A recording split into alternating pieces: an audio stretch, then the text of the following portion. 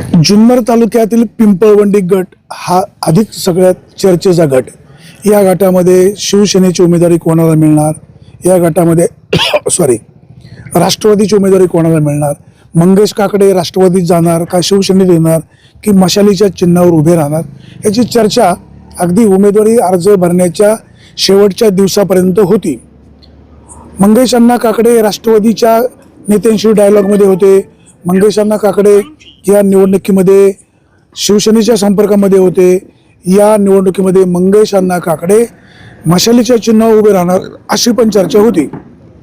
परंतु शिवसेनेचे तालुका प्रमुख माऊली खंडागळे आणि मंगेश अण्णा काकडे यांचं आमदार शरददादा सोनवणे यांच्यावर बोलणं सुरू होतं की बाबा आपल्याला जर आपण शिवसेनेमध्ये गेलो तर अधिक प्रमाणामध्ये आपल्याला विजयाचा स्कोप राहील.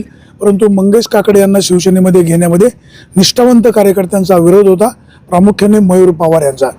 मयूर पवार यांना उमेदवारी नाही मिळाल्यावर त्यांनी जे काही केलं ते सगळ्यांच्या पुढे डिस्प्ले झालं.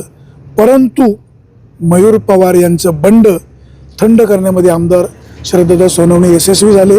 आज जरी मयूर पवार प्रचारामध्ये सहभागी दिसत नसले तरी भविष्यकाळात ते प्रचारामध्ये सहभागी होतील.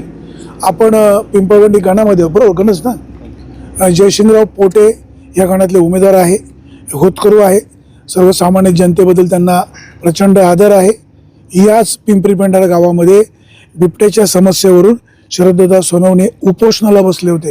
ह्या उपोषणाची संपूर्ण जबाबदारी जयसिंगराव पोटे यांनी सगळ्यांनी घेतलेली होती. आता जिल्हा परिषदेच्या निवडणुकीमध्ये मंगेश अण्णांची परिस्थिती काय राहील, विजयराव कुराड्यांची परिस्थिती काय राहील, तर विजय कुराड्यांनी सुरुवातीपासून प्रचारामध्ये आघाडी घेतली होतीच, घेतलेली आहेच आहे. मंगेश काकडे उशिरा उमेदवारी जाहीर झाली, परंतु मंगेश काकडे सुद्धा एक ब्रँड उमेदवार आहे, घराघरात पोचलेलं आहे. मागच्या वेळेला त्यांचं अवघ्या एका मताने पराभव झालेला आहे. परंतु निष्ठावंत शिवसैनिक शरददादा समर्थक त्यांना स्वीकारतील का, याबाबत प्रश्नचिन्ह निश्चित आहे. काय या गटामध्ये काय परिस्थिती राहील? आता आम्ही आरक्षण जाहीर झाल्यापासून 1 ते 1.5 महिन्यापासून आमची गणामध्ये आम्ही फिरतोय.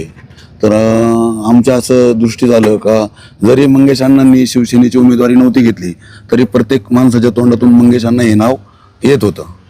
आम्ही जयसिंग अण्णा आम्ही door to door Pimpri Pendhar केलं. बऱ्याच ठिकाणी आम्हाला असा सूर जुळून आला का मंगेश अण्णांनी शिवसेनेकडून लढलं पाहिजे. राष्ट्रवादीवाले कार्यकर्ते पण त्यांना म्हणत होते वा तुम्ही आमच्या बाजूने लढा. पण मंगेश काकडे सुद्धा त्यांच्या संपर्कात होते. नाही होते तो त्यांचा हे आहे. तुम्ही जे म्हणाले ना की राष्ट्रवादी काँग्रेसच्या कार्यकर्ते म्हणत होते की त्यांनी आमच्याकडे यावं, हा चालू होतं. पण मंगेश अण्णा सुद्धा त्यांच्या संपर्कात होते. नाही ते मंगेश अण्णा होते का नाही होते हे आमच्या शिवसेनेच्या संपर्कात होते हे माहिती आहे. नाही शिवसेनेतून लढावं ही जनतेची कार्यकर्त्यांची इच्छा. ओके, हा जनतेची अपेक्षा होती, मतदारांची अपेक्षा होती का मंगेश अण्णांनी शिवसेनेतून लढावा. त्याला शरददादा सोनवणे यांना यश आलं. आता मला सांगा, निष्ठावंत शरददादांचा गट एक मोठा आहे, म्हणजे मयूर पवार पिंपळवंडीचे उपसरपंच राहिलेत आणि निष्ठावंतालाच उमेदवारी मिळावी असा जो काही फार्स झाला हा संपूर्ण जुन्नर तालुक्याने पाहिला. नंतर मयूर पवार यांचं बंड थंड करण्यामध्ये आमदार शरददादा सोनवणे सक्सेस झाले. परंतु मयूर पवार यांचे समर्थक फारसे प्रचारामध्ये दिसत नाहीत.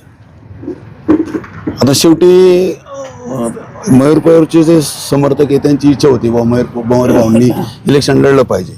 पण कटशाट याच्या राजकारणामध्ये जमेच्या बाजू बघता शरददादांना त्यांचं बंड ठोपवण्यात यश आले. आज ना उद्या ते हळूहळू त्यांचं प्रकृती ते सक्रिय होऊन जातील.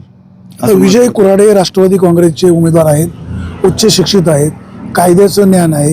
बिबटेच्या प्रश्नावर सुद्धा त्यांनी तो विषय धसाच लावायचा असे प्रयत्न सुरू केले.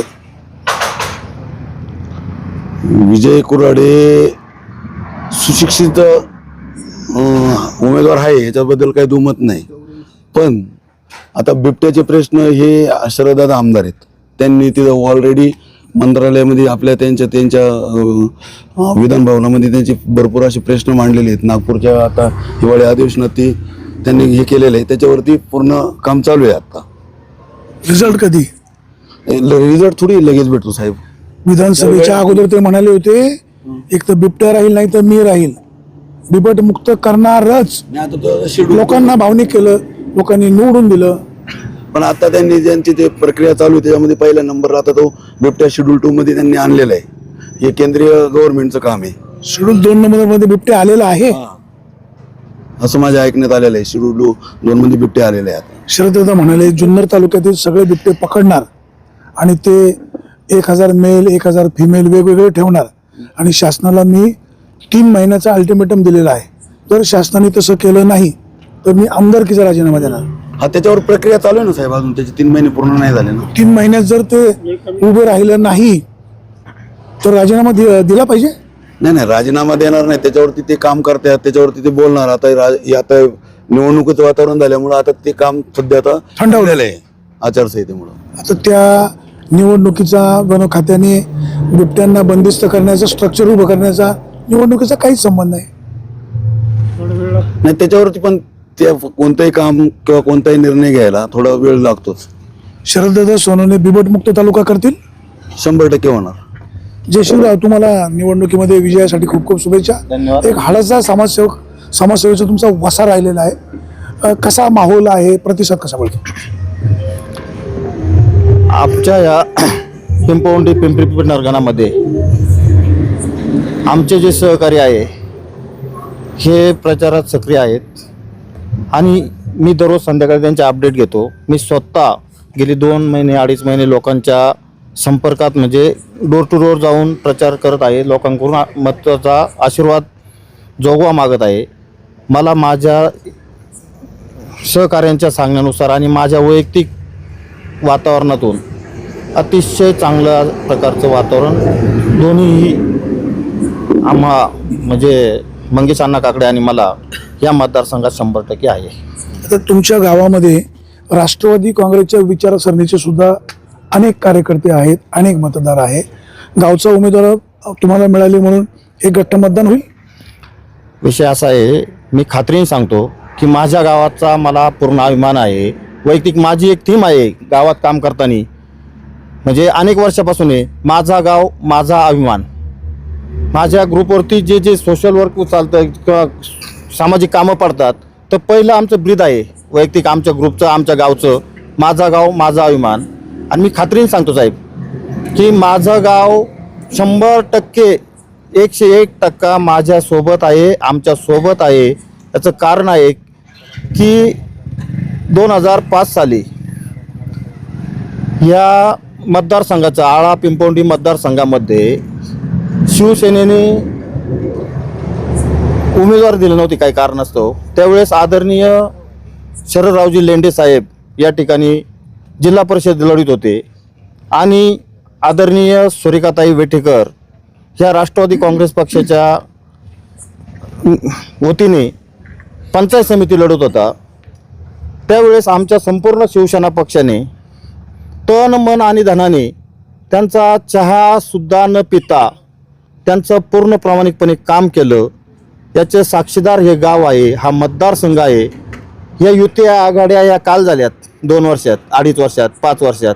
परंतु 2005 साली आदरणीय शरदराव लेंडे आणि वंदनीय बाळासाहेब शिवसेना प्रमुख बाळासाहेब ठाकरे यांचा बॅनर लावणारा ह्या मतदारसंघात हा पठ्ठ्या जयसिंग पोटे आहे. तुमच्या गावामध्ये तुम्ही जे म्हणताय एक गठ्ठा मतदान होईल, तर 2 दिवसापूर्वी मी तुमच्या पोटेमळ्यामध्ये होतो. तिथल्या 51 महिला म्हणाल्या नाही आम्ही विजय कोरड्यांच्या सोबत. आता त्या का म्हणाल्या काय नाही, त्या ठिकाणी काय आम्हीच दाखवलंय, काय महिला त्या संपूर्ण खऱ्या बोलल्यात का त्यांना तुम्हाला हे मला माहीत नाही. परंतु तुम्हाला ज्यावेळेस मतपेट्या दिसतील त्यावेळेस तुम्हाला ते ध्यानात येईल का या आमच्या माता भगिनी महिला या कुणाच्या सोबत आहेत. म्हणजे जसं विधानसभेला झालं, सहलीला गेले दुसऱ्या उमेदवाराच्या, मतदान केलं तिसऱ्यालाच.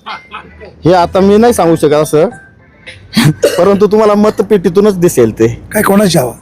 शिवसेना. कोणाची हवा? शिवसेना. कामाची. आता मंगेश अण्णा यांची उशिरा शिवसेनेमध्ये एंट्री झाली, काय फटका बसेल?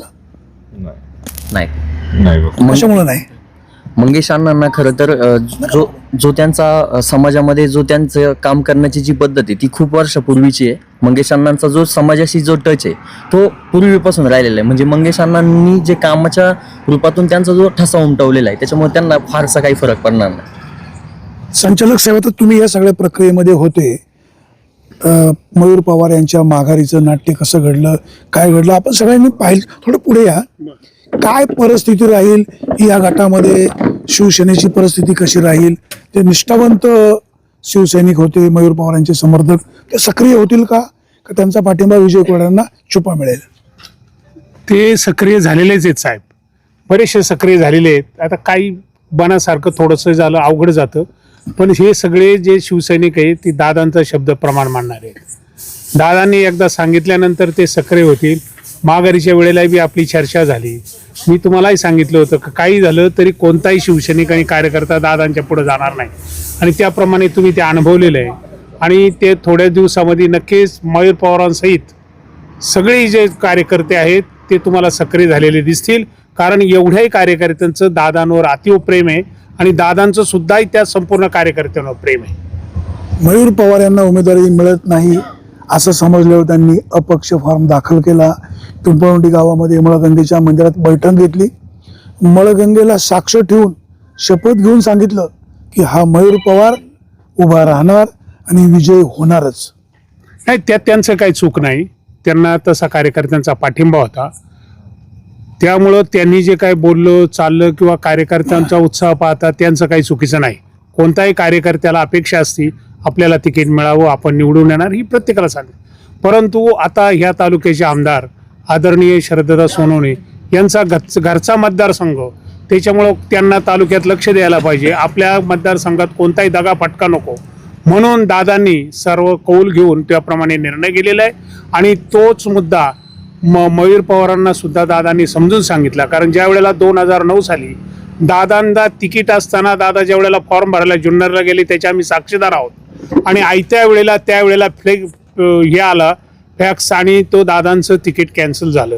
तो अनुभव दादांनी सगळ्यांना कार्यकर्त्यांना सांगितला का मी त्यावेळेला थांबलो म्हणून मी 2 वेळेला आमदार झालो. त्याच वेळेला मी जर बंडखोरी केली असती तर मी कदाचित जुन्नरचा आमदार झालो नसतो. आणि तो सल्ला दादांचा सगळ्या कार्यकर्त्यांना पटला आणि तोच मयूरलाही पटला आणि तो दादांचा शब्द मान्य केला आणि त्याप्रमाणे त्यांनी अगदी उरावर दगड ठेवून माघार घेतली. ही वस्तुस्थिती आहे. मंगेश अण्णा काकडे शेवटच्या टप्प्यामध्ये शिवसेनेमध्ये आले, काही फटका बसेल? नाही बसणार. कारण असं आहे का मंगेश अण्णांचं कार्य त्यांनी ज्या वेळेला एकमताने पराभव होऊन सुद्धा जो मतदारसंघाशी नाळ त्यांनी जोडली, कुणाची दशक्रिया असेल, कुणाचा वाढदिवस असेल, अंत्यविधी असेल, प्रत्येक ठिकाणी त्यांनी हजेरी लावलेली आहे. सगळ्या मतदारसंघात सुखदुःखात ते सहभागी झालेले. त्यामुळं त्या मतदारसंघाची पूर्ण भावना त्यांच्या पाठीशी खंबीरपणे आहे. आता मला सांगा, विजय कुराडे समोर आहेत, मंगेश अण्णा समोर आहे, तुमच्या गावामध्ये राष्ट्रवादी काँग्रेसचे विचाराचे पण कार्यकर्ते आहेत. गावचा कल कसा राहील? गावचा कल जर विचारला ना साहेब, विचारधारा तुम्ही म्हणता त्याप्रमाणे बरोबर आहे. प्रत्येक गावामध्ये प्रत्येक पक्षाचे कार्यकर्ते असतात. परंतु ह्या वेळेला आमच्या गावातून एकच उमेदवार असल्यामुळं आमच्या गावाची गाव बैठक झाली आणि सगळ्या नेते मंडळींनी सर्वांना सांगितलं की आपला जयसिंग चांगला कार्यकर्ता आहे, त्याला सगळ्यांनी खंबीरपणे उभे राहायचं आहे. आणि त्यामुळं सगळेजण मदत करणार आहेत आणि जयसिंग बरोबर मंगेश अण्णाला सुद्धा मदत करणार आहेत. हे आमच्या गावच्या बैठकीत ठरलेलं आहे आणि त्याप्रमाणे मतदान तुम्हाला मतपेटीत झालेलं दिसेल. जिल्हा परिषदेचे आपले 8 गट आहेत, पंचायत समितीचे 16 गण आहेत. एकंदरीत शिवसेनेच्या बाजूने चित्र कसं असेल? शिवसेनेच्या बाजूने नक्की सत्तेत शिवसेना आलेली असेल एवढं तर मी तुम्हाला नक्की सांगतो साहेब. विघ्नर कारखान्याचा गळीत हंगाम किती दिवस चालणार? मार्चपर्यंत चालेल. किती क्रशिंग होणार? होईल चांगलं. 9 ते 10 लाख टन क्रॉसिंग व्हायला पाहिजे. अंतिम बाजारभाव किती देणार? अंतिम आता मी 3200 तर दिलेलंच आहे. मग शेवटी जे काय होईल त्याप्रमाणे बाजारभाव नक्की देऊन लोक खुश राहतील एवढं नक्की. पिंपळवंडी गटामध्ये विजयाचे दावे शिवसेना राष्ट्रवादी काँग्रेस करत असले तरी हा मतदारसंघ आमदार शरद सोनवणे यांचा आहे. त्यामुळे साहजिकच आहे मतदारांचा कल कोणाच्या बाजूने राहील हे वेगळं सांगण्याची गरज नाही. परंतु विजय कुराडे यांनी देखील निवडणुकीमध्ये रंगत आणलेली आहे. आता ही सगळी मंडळी कसलेली आहेत हे डावपेच टाकू शकतात. जरी काही काही लोक कुठेही फिरायला गेले तरी त्यांना कसं माघारी फिरवायचं, त्याचं रूपांतर मतदानामध्ये कसं करायचं हे रामदास शेठ असतील, जयसिंगराव असतील यांना सगळं चांगलं माहिती आहे. मतदारांनो, कोणाच्याही आमिषाला बळी पडू नका. अला निवडून द्या का बला निवडून द्या असं आम्ही सांगणार नाही. परंतु जो कामाचा आहे, तुमच्या सुखदुःखामध्ये सहभागी होईल अशाच उमेदवाराला निवडून द्या. हा लोकशाही निवडणुकीचा उत्सव मोठा आहे. प्रशासनाच्या माध्यमातून ज्या इन्स्ट्रक्शन आहेत त्या पाळा. अधिकाधिक लोकांनी मतदानासाठी बाहेर पडा. तुम्ही पोटेंना करा की काकडेंना करा की भुजबळांना करा की बाळासाहेबांना करा, कोराड्यांना करा असं आपण म्हणणार नाही. तुम्हाला जो उमेदवार योग्य वाटतोय त्याच उमेदवाराला विजयी करा असं विघ्नहर टाइम्सचं आव्हान आहे. सुरेश वाणी, विघ्नहर टाइम्स, पिंपरी पेंढार.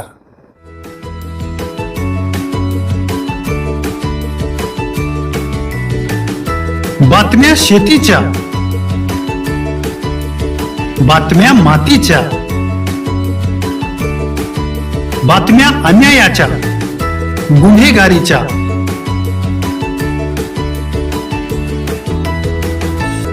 राजकारणाच्या आणि समाजकारणाच्या, शोषणाविरुद्ध बुलंद आवाज, जनसामान्यांच्या हुंकाराची गाज, सत्कार्याला प्रोत्साहन, दुष्कृत्याला अनुशासन,